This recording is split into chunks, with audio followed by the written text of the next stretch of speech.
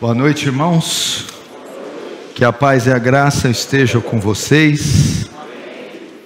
Para mim, mais uma vez, é uma honra e uma alegria muito grande estar aqui diante de vocês, podendo compartilhar da santa palavra de Deus.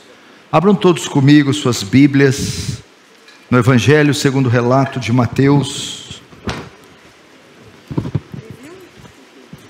no capítulo 8. Mateus capítulo 8.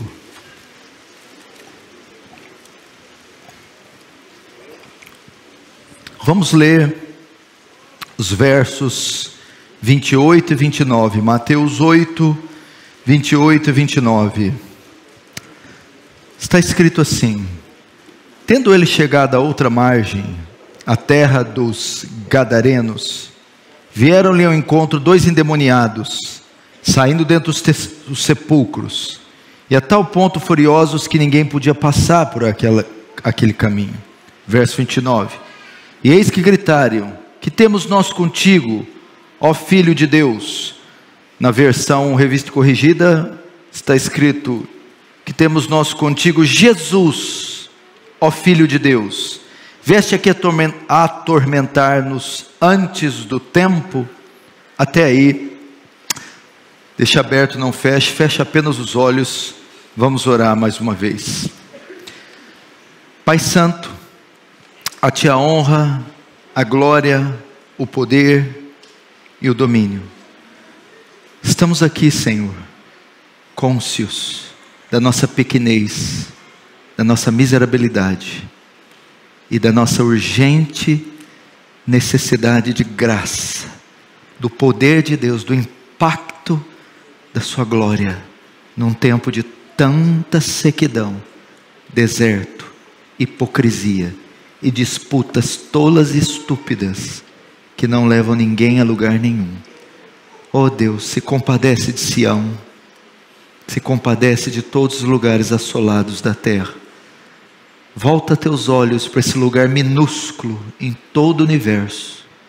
Estende a tua mão amorosa, indulgente, providente, salva, edifica, aviva, para que teu reino avance, para que receba glória para si e nos conforme a imagem do seu Filho, em nome de Jesus. Amém. Irmãos, preste atenção aqui no que Deus tem para falar conosco. É impressionante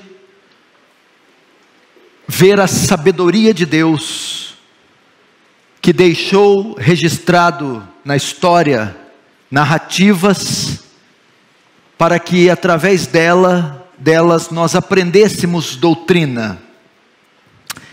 E é nesse pequeno trecho da Escritura, que é uma narrativa de Jesus fazendo uma viagem de barco, e nesse pequenino trecho nós temos rico conteúdo doutrinário, e eu espero pela graça de Deus transmitir a vocês.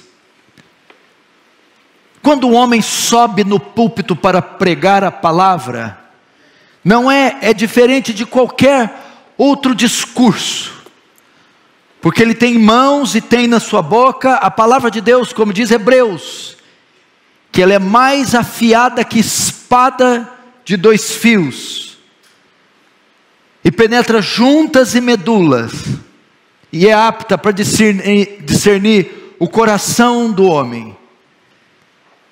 Se nós queremos um avivamento, meu irmão, o avivamento começa com a pregação fiel da Escritura.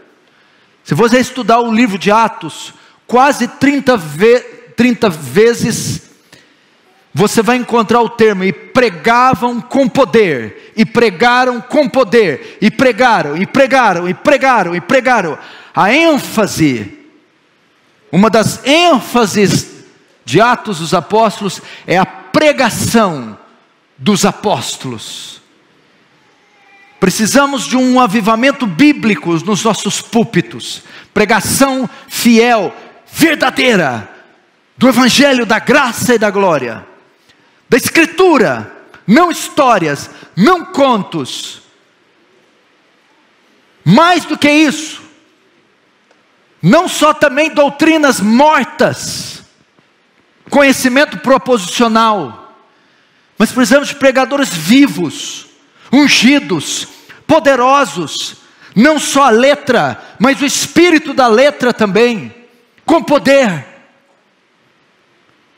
E então nós veremos os mortos espiritualmente ressuscitando, nós veremos os olhos dos cegos espiritualmente se abrindo, veremos os aleijados, atrofiados espiritualmente se recompondo, recobrando a vida. Jesus viajou de barco com seus discípulos para uma cidade chamada Gadara. Você conhece muito essa passagem. E ele ali encontra um homem possesso por demônios, um homem endemoniado. Portanto, essa passagem vai narrar o encontro de Jesus com o endemoniado, ou mais precisamente o encontro de Jesus com o diabo, com Satanás, ou com o demônio. E estes demônios, ao perceberem que Jesus vai expulsá-los, eles fazem um discurso, e é sobre esse discurso que eu quero falar. Por isso o tema da mensagem é o sermão do diabo. Ao sentir-se ameaçado pela autoridade de Jesus, ele então discursa, ele então fala, ele então prega. E essa noite, por incrível que pareça, o pai da mentira, nesse discurso, vai nos falar grandes verdades. Veremos grandes verdades, para você ver como a Bíblia é um livro extraordinário, e como a sabedoria de Deus está contida em qualquer que seja a passagem. Até nas passagens onde os demônios se destacam, Deus recebe glória, Deus recebe honra. Até os demônios apontam para Deus, apontam para a glória de Deus. Vamos ver então algumas verdades que esse demônio no seu discurso, no seu sermão revela.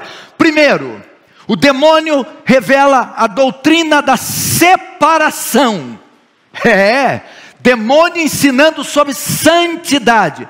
Veja só, eu não estou dizendo que o demônio estava incitando, que o demônio estava querendo o bem de alguém, mas no seu discurso, ele aponta para algumas doutrinas.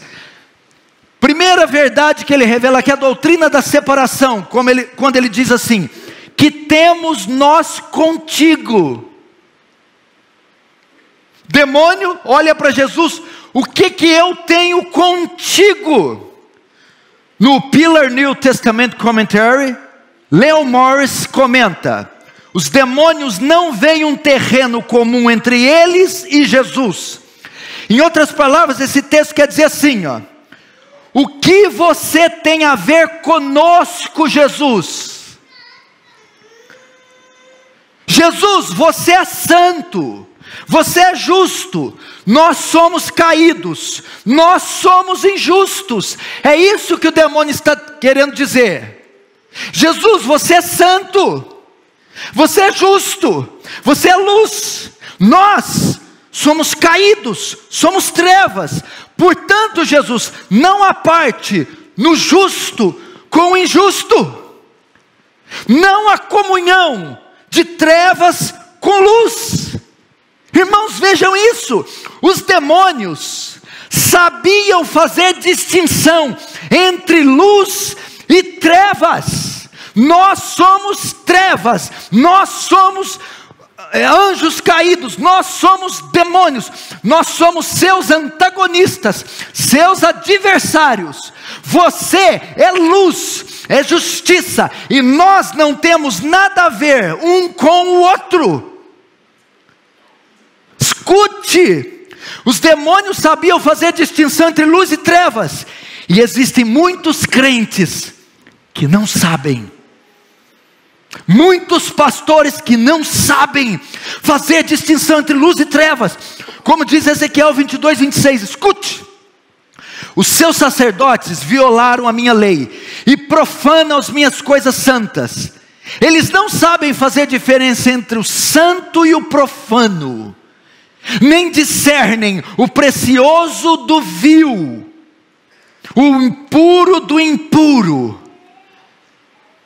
Veja só, o Senhor exorta poderosamente aquela geração anti-cativeiro. Eles estão prestes a ir para o cativeiro, e uma das causas é essa: a impureza de Judá, a iniquidade, a imundícia, de modo que os líderes, os sacerdotes, não sabiam fazer distinção entre luz e trevas,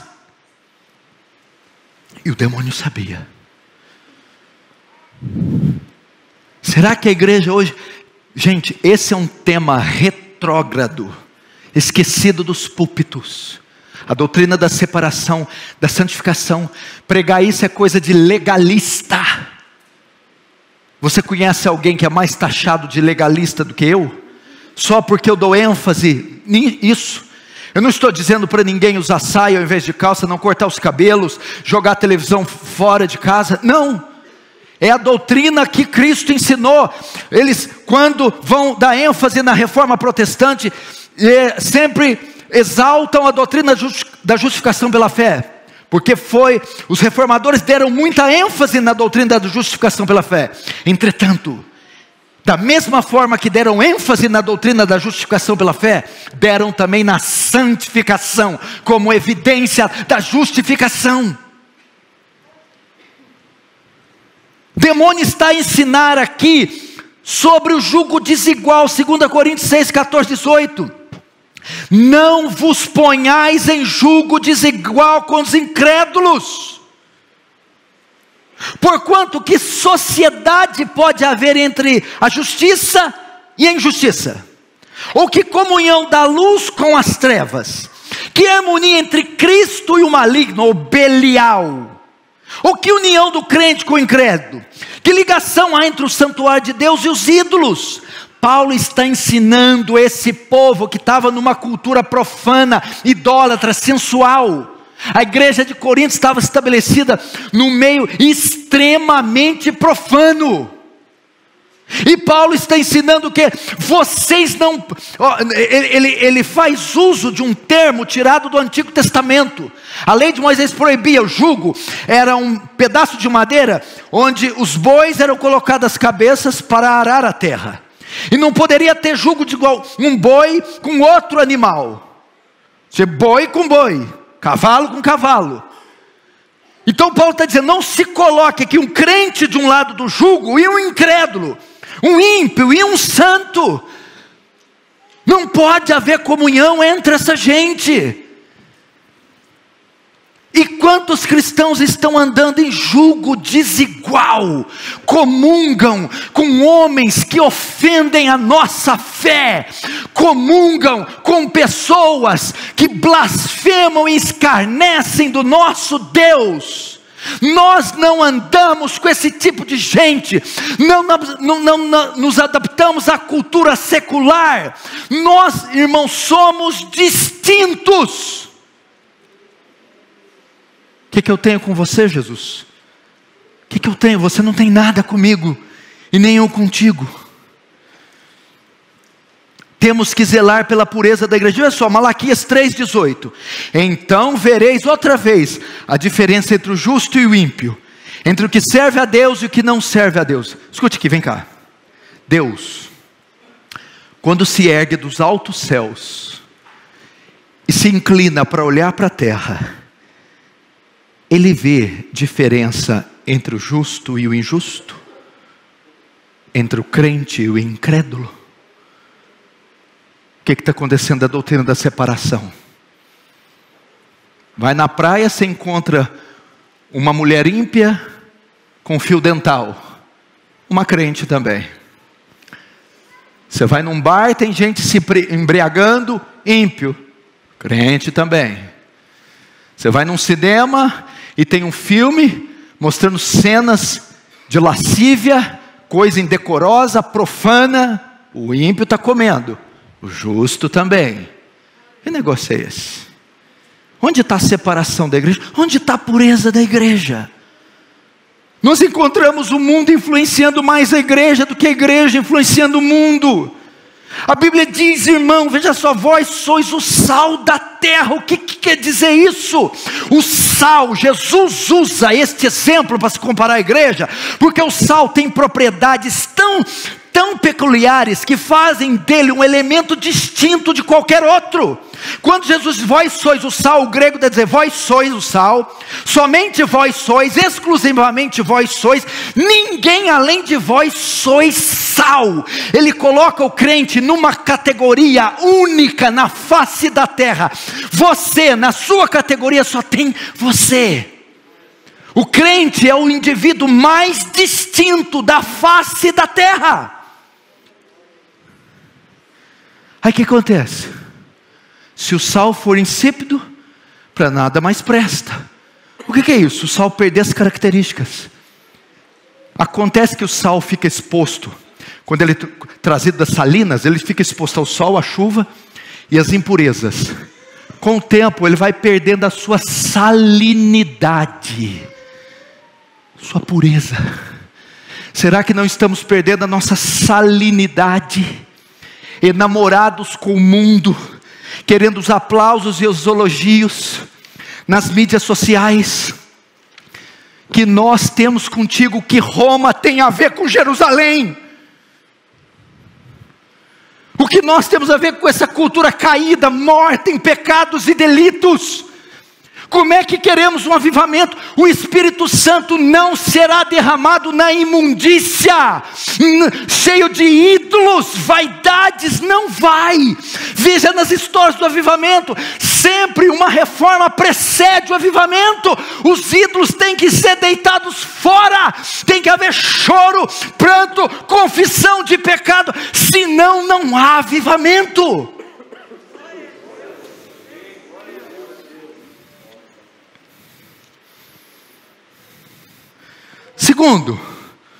Segunda verdade que o demônio está ensinando. Primeiro, ele revela a doutrina da separação. Segundo, ele revela a divindade de Cristo. O demônio era bom também em cristologia. Na Revista Corrigida diz que temos nós contigo Jesus.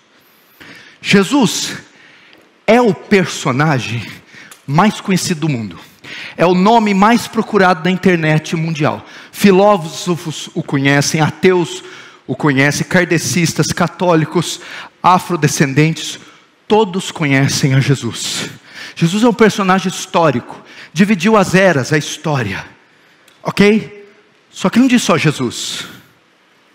Ele diz, esse Jesus, antes da vírgula, o mundo inteiro conhece, inclusive a igreja evangélica. Mas o demônio vai além. Jesus, que temos comigo? Jesus, o Filho de Deus. O Filho de Deus. O demônio sabia da divindade de Jesus. Ele sabia que aquele homem que pisou na ilha não era um homem qualquer, não era um profeta, não era uma personalidade da história. Ele era o Filho de Deus. A ideia aqui, presta atenção, pastor Arival, você lembra de Atos 19?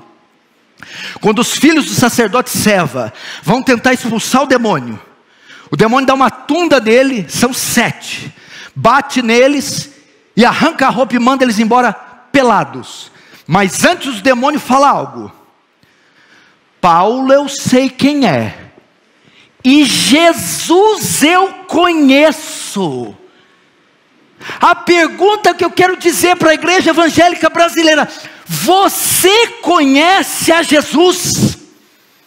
Você conhece como esse demônio conhecia, não só como uma personalidade histórica, não só como um curandeiro, não só como um guru, mas como o Filho de Deus sem pecado. O grande problema da igreja é que ela não conhece o seu Deus. 1 Coríntios capítulo 15, Paulo está exortando a igreja de Corinto. A igreja de Corinto, meu irmão, era uma lambança. Ele disse assim: recuperem o bom senso e parem de pecar, porque alguns de vós não têm conhecimento de Deus. O povo não conhece a Deus. Salmo 50, Deus está descendo o exorte em Israel, e está dizendo assim: fizeste estas coisas e eu me calei. Pensava que eu era como tu. Tem gente que pensa que Deus é igual a ele. Falta de conhecimento. Veja só, o demônio, quando diz Jesus, Filho de Deus, ele está dizendo assim: esse é o Messias prometido, o enviado de Deus. Ele é o Deus encarnado. E pior, o termo que ele usa é Jesus. Jesus é a transliteração grega do hebraico Josué, que quer dizer, ele é o Salvador. Ele sabia que aquele homem diante dele, com nervos, pele, músculos, olhos, não era ninguém, não era outro senão o Deus encarnado, a segunda pessoa da Trindade. Ou seja, indiretamente, ele estava dando Jesus a honra devida. Você dá a Jesus a honra devida. Quantos homens não conhecem a Jesus? Quantos pastores não conhecem a Jesus? Quantos cristãos não conhecem a Jesus?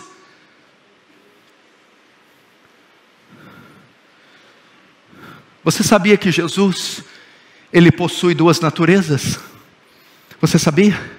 No primeiro século, a batalha foi com cristologia. A ameaça da igreja do primeiro século é o gnosticismo. O gnosticismo acreditava que a matéria era má, só o espírito era bom. Se Jesus era Deus, ele não podia ter corpo, porque Deus é bom e corpo é mau. Então eles negavam uma das naturezas. Isso foi resolvido no concílio de Calcedônia, na chamada união hipostática. O que esse concílio decidiu? Que Jesus é 100% homem e 100% Deus. Que as duas naturezas, humana e divina, coexistem juntas, na mesma pessoa, sem se misturar. União hipostática. Jesus é 100% homem e 100% Deus. Você quer ver isso em um versículo? Você vê as duas naturezas? Na viagem de barco com os discípulos, ele está tão cansado que ele dorme, natureza humana. Os discípulos o despertam e ele repreende a tempestade, natureza divina. Na mesma passagem, 100% homem dormindo, 100% Deus dizendo para a tempestade: pare. Você conhece os ofícios de Cristo? Se vocês recordarem, no Antigo Testamento havia 3 tipos diferentes de líderes: o sacerdote, o profeta e o rei. O sacerdote, ele é aquele que oferecia sacrifício pelo perdão dos pecados, é a figura de Arão. O profeta era aquele que revelava a vontade de Deus ao povo e às vezes fazia predições do futuro. O rei, no exemplo desse, era Isaías, por exemplo. O rei era o líder do povo, o governante, o chefe máximo da nação, que regia o povo com cetro de justiça. O exemplo é Davi. Quando Cristo veio, ele assume esses 3 ofícios: sacerdote, profeta e rei. Como sacerdote, ele veio oferecer o sacrifício pelos pecados. Ele era tanto sacerdote como o próprio sacrifício. Como profeta, ele veio revelar a vontade de Deus ao seu povo com as suas pregações. E como rei, ele veio trazer um reino, veio como um rei para liderar o seu povo rumo a novos céus e nova terra. Na pessoa de Jesus se combinam as três funções: sacerdote, profeta e rei, e todas estão descritas no Novo Testamento. O demônio sabia. Jesus, o Filho de Deus. Nós não estamos dando a honra devida a Jesus. Nós não estamos dando a honra, o conhecendo. Porque a Bíblia de fato diz que os demônios, sabes que tem um Deus só? Fazes bem, os demônios também. E estremecem. Aqui estamos vendo o cumprimento. Esse demônio está tremendo, porque ele está diante da divindade.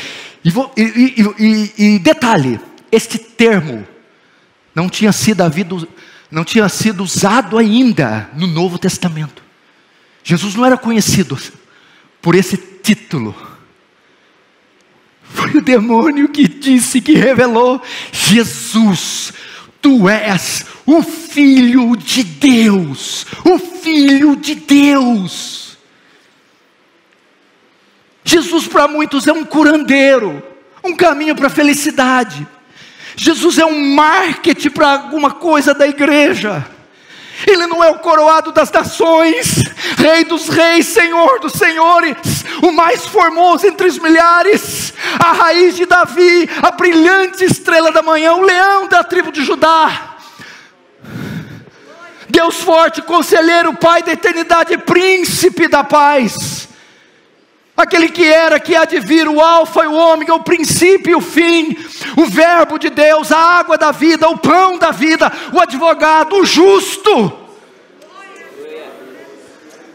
Esse, o Emanuel, o príncipe da paz, o santo de Israel, é Ele, a luz do mundo. Quem é Jesus para você? O demônio conhecia. Terceiro, primeiro ele revela a doutrina da separação. Terceiro, ele revela a divindade de Cristo. Segundo, ele revela a divindade de Cristo. Terceiro, ele revela o poder de Deus. Veja o sermão do demônio. Está pregando melhor que muito pastor, não está não, Orival? Que pregador esse bicho aqui, viu? Capeta aqui, era meio convertido esse capeta aqui. Agora ele revela o poder de Deus. Olha o que ele diz: vieste aqui nos atormentar? O grego aqui tem um sentido literal de tortura em um exame judicial. Você veio nos torturar, você veio nos esmagar, você veio nos aniquilar. Irmãos, preste atenção, a insinuância é lógica, clara e simples. É impressionante como nós duvidamos do poder de Deus muitas vezes. Meu Deus, meu pastor, a igreja está nesse estado porque ela não acredita, ela ficou imediatista, ela consulta o Google, ela consulta o iFood, ela tem todos os recursos para supri-la. Não é uma igreja que dobra os joelhos e espera a intervenção divina. É impressionante como muitos cristãos têm medo de Satanás, esse maniqueísmo moderno. O que Maniqueu ensinou? Que Deus e Satanás estão no mesmo nível, eles estão numa queda de braço, e uma hora Jeová está um pouco para lá, hora para cá, aí Jesus soa e quase ganha a batalha. Maniqueísmo. Para Deus, Satanás e o micróbio mais desprezível do universo estão na mesma categoria. Não há como mensurar. Presta atenção, ao dizer atormentar, vieste uns atormentar, o demônio está revelando duas coisas. Primeiro, ele está reconhecendo o seu limitado poder. Ele está dizendo: eu posso ser atormentado, eu posso ser resistido, eu posso ser vencido. Segundo, ele está reconhecendo a autoridade de Jesus. Ele está dizendo: eu posso ser atormentado por você, porque você é mais poderoso do que eu. Isso que está dizendo. O demônio tremeu, meu irmão. Se ele fosse de carne e osso, ele tinha feito na calça. Ele se borrou. Ele estava assim: vieste nos atormentar. Ele cria no poder de Deus. Você é mais poderoso do que nós. Deixa eu perguntar algo para você. Você acredita no poder de Deus? Você reconhece o poder de Deus como Satanás reconheceu? O diabo está dizendo assim, ó, para Jesus: nós temos poder. De fato o diabo tem poder. Se você vê, os magos de Faraó imitaram os milagres de Moisés até no terceiro. Ele tem poder. O diabo estava dizendo: nós temos poder, mas você, Jesus, tem todo o poder. Todo o poder. Todo o poder. E esse Deus que tem todo o poder habita em você, meu irmão. É por você. E por que você tem tanto medo? Ele tem todo o poder. A primeira menção desse título é em Gênesis 17:1. Eu sou o Deus Todo-Poderoso, Abraão, anda na minha presença e ser perfeito. A palavra hebraica ali é El Shaddai, onipotente, que vem do latim omnis, todo, e potens, poder ou poderoso, todo poder. Esse atributo se refere ao poder infinito e ilimitado que Deus tem. Significa que Ele pode fazer tudo o que determinou, ou determinou, de modo que nenhuma força ou pessoa pode impedi-lo de fazer. Ele é todo poderoso. Amém? Vieste nos atormentar. Tem gente que tem mais temor do diabo do que de Deus. Diabolatria. Tem púlpitos que se fala mais do diabo, do poder do diabo, do que de Deus. Aliás, tem púlpitos que o diabo prega. Eu costumo dizer que tem igrejas que o diabo, ele não resiste, ministra. Está aqui, ó, só ir lá na Celso Garcia, né, que coisa ali.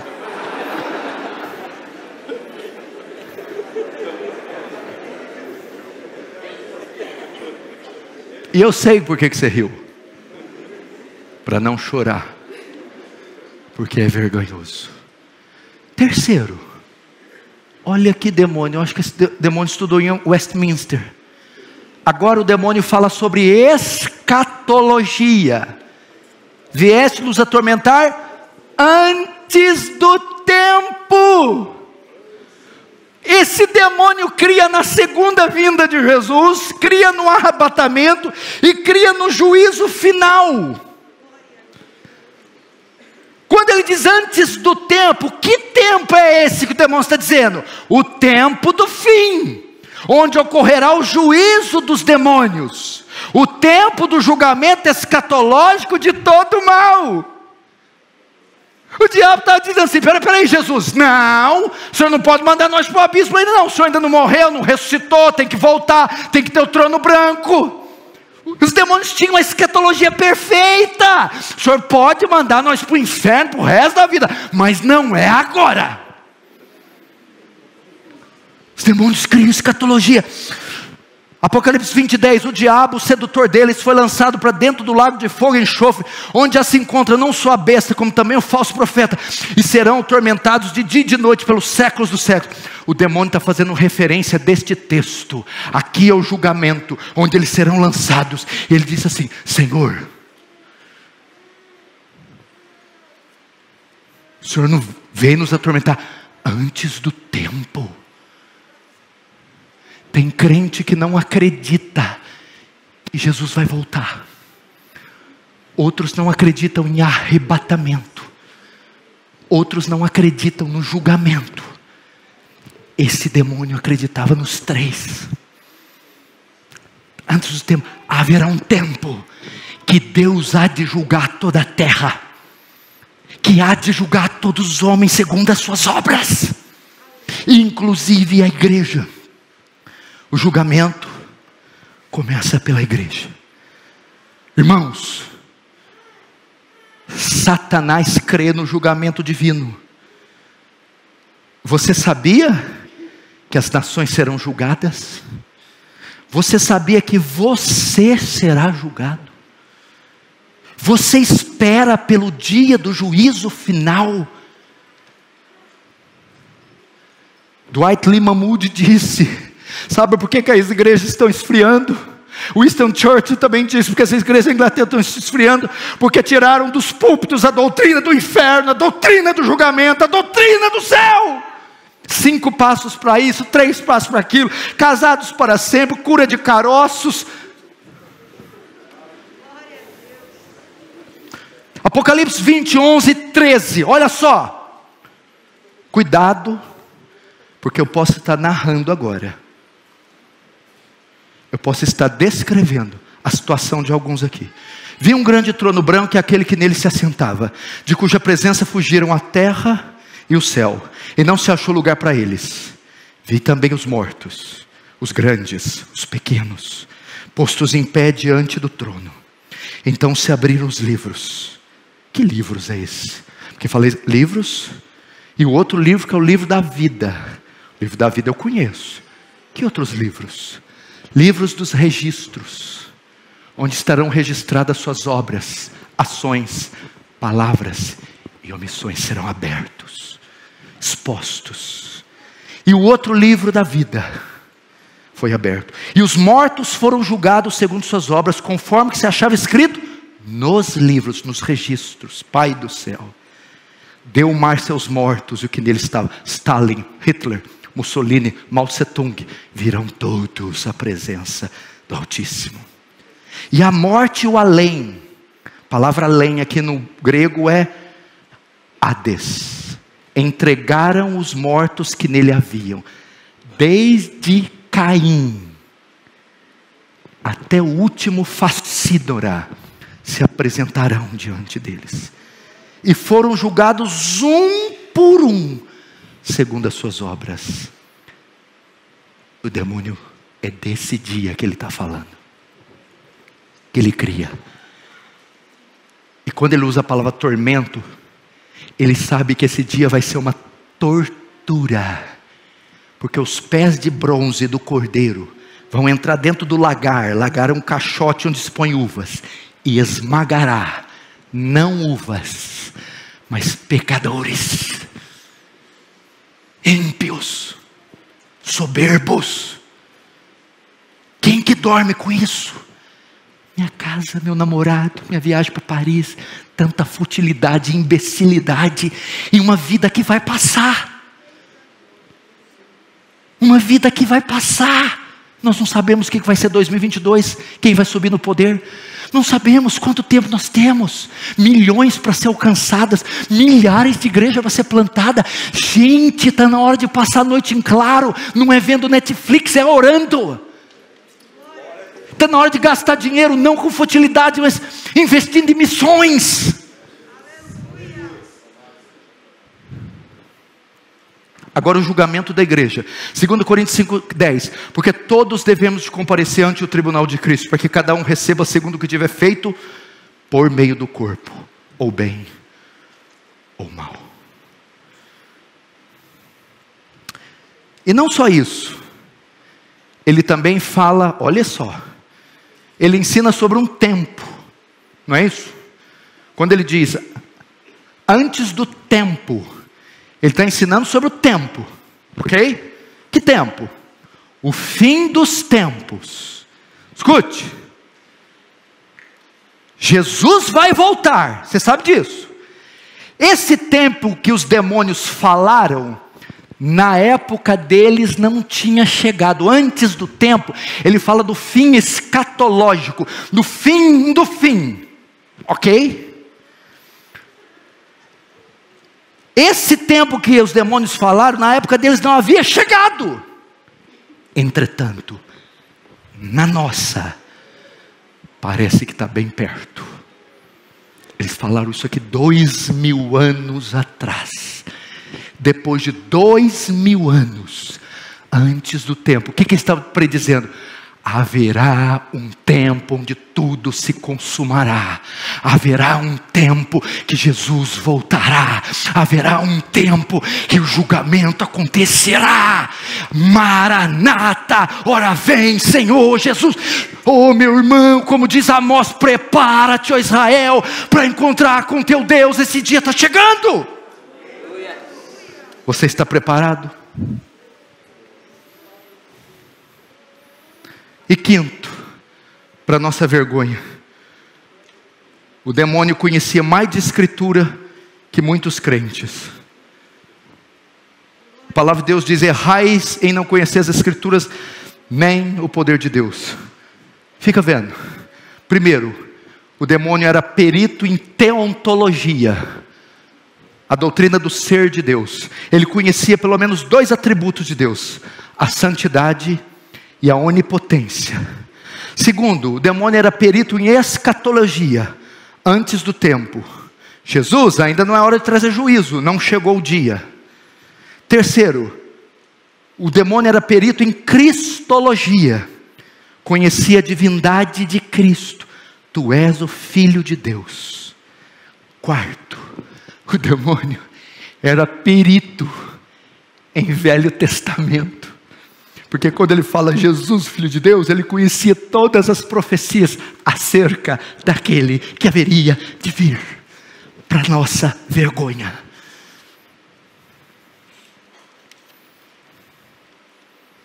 Achou que ia ser um clickbait? Como é que é? Clickbait? Não. Esse é o sermão do diabo. Pedi por irmão tocar um teclado aqui para mim.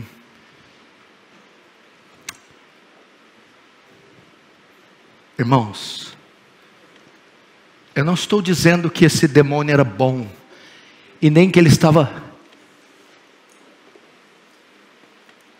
sugestionando que as pessoas fossem boas. Mas na sua declaração, ele nos leva a inferir nessas coisas. Quem diria?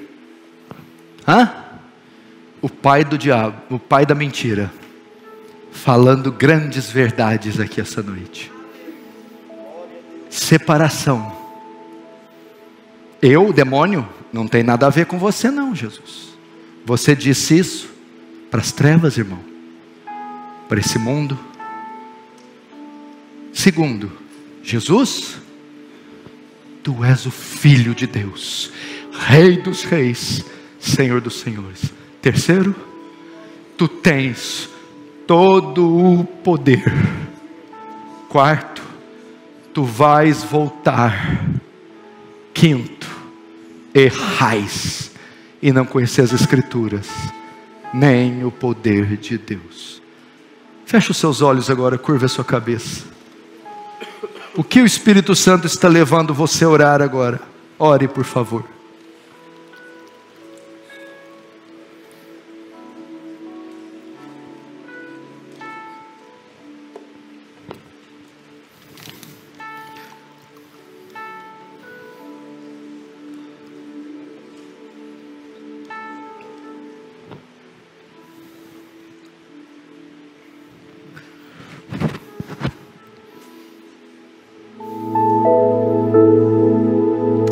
Qual o ensinamento mais tocou em você? Querido Jesus, como a tua palavra é rica e vasta, e como até os demônios te submetem, reconhecem tua glória, tua beleza, teu poder, sabem discernir os tempos, e a sua igreja é tão nécia, meu Deus, tão encantado com esse mundo podre, com a feira da vaidade, tão imergida em mídias sociais. Oh Deus, quando é que vamos ser um povo poderoso? Somos coluna e baluarte da verdade. A multiforme sabedoria do Senhor se manifesta entre nós. Acorda o teu povo, Senhor. Desperta o teu povo, Senhor. Leva-os a deitar fora os ídolos. Deus, queremos o fogo santo do céu. Será que ele ainda pode descer como desceu nos dias de Elias? Oh Deus, queima corações aqui, Deus. Oh Deus, desperta a tua igreja do sono. Aviva teu povo, Senhor. Aviva a tua igreja. Aviva a tua obra, faz ela conhecida no meio dos anos. Na tua ira, lembra-te da misericórdia. Em nome de Jesus. Amém.